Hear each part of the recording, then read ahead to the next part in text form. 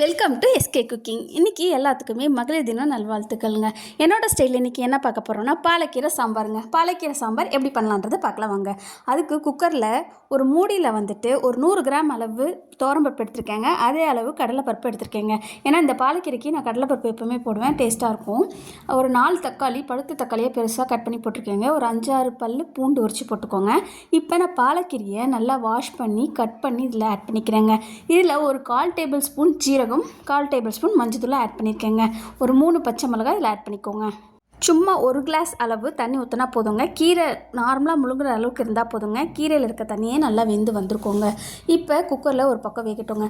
இதுக்கு தாளிப்பு தாளிச்சிடலாங்க. அதுக்கு ஒரு பேனில் 2 டேபிள் ஸ்பூன் நல்லெண்ணெய் விட்டுருக்கேங்க. இதில் 1 டேபிள் ஸ்பூன் கருப்பு உளுந்த பருப்பு தாங்க நான் எடுத்திருக்கேன். கடுகு 1 டேபிள் ஸ்பூனும் கருப்பு உளுந்தையும் போட்டு தாளிச்சிட்டு ஒரு 1/4 டேபிள் ஸ்பூன் ஜீரகமும், ஒரு 2 காஞ்ச மிளகா, ஒரு வெங்காயம் சின்ன சின்னதாக கட் பண்ணி வச்சுருக்கேங்க, ஒரு கொத்து கருவேப்பிலைங்க.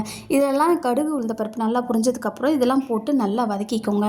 இதில் பெருங்காயத்தூள் கொஞ்சம் ஆட் பண்ணியிருக்கேங்க. வெங்காய வதக்கத்தில் நீங்கள் பெருங்காயத்தூள் ஆட் பண்ணி தாளிப்பில் கொட்டிங்கன்னா நல்லா வாசமாக இருக்குங்க. இப்போ இந்த வெங்காயம் வதக்கிறதுல நல்லா ப்ரௌன் கலரில் கொஞ்சம் கருகிற ஸ்டேஜ் அளவுக்கு நம்ம வதக்கணுங்க. நல்லா தாளிப்பு ரெடி ஆகிடுச்சு. இந்த பக்கமும் நம்மளோட பாலக்கீரை நல்லா வெந்து வந்துருச்சுங்க. இதோட தண்ணியை நம்ம தனியாக எடுத்து வச்சுட்டு இப்போ இதுக்கு தேவையான அளவு சால்ட்டு போட்டுட்டு நம்ம பற்ற வச்சு கடையிறேங்க. கடைஞ்சி அந்த தண்ணியை எடுத்து வச்ச தண்ணியில் நான் இதில் ஆட் பண்ணிக்கிறேங்க. ஆட் பண்ணி நல்லா கடைஞ்சிக்கோங்க. இப்போ பாருங்கள், நல்லா மேஷ் பண்ணிட்டோம்னா நல்லா பாலக்கீரையும் பருப்பும் 1-2 கடைஞ்சிங்கனாலே போதும். ஆல்ரெடி பாலக்கீரை நல்லாவே வெந்திருக்கும். அதில் பருப்பு 1-2 அந்த கடலைப்பருப்புலாம் நல்லா முழுசாக இருக்குங்க. அதில் ஒரு பாதி கடையிறப்ப பாதி பதியாக இருக்குங்க. இப்போ அந்த தாளிப்பு இதில் சேர்த்துட்டு சாப்பாடோட கலந்து சாப்பிட்டிங்கன்னா சூப்பராக இருக்குங்க. இந்த வீடியோ உங்களுக்கு பிடிச்சதுன்னா லைக் பண்ணுங்கள், ஷேர் பண்ணுங்கள், கமெண்ட் பண்ணுங்கள், சப்ஸ்கிரைப் பண்ணுங்கள், கூடவே பெல் பட்டனை கிளிக் பண்ணுங்கள். மகளிர் தினம் நல்வாழ்த்துக்களுங்க.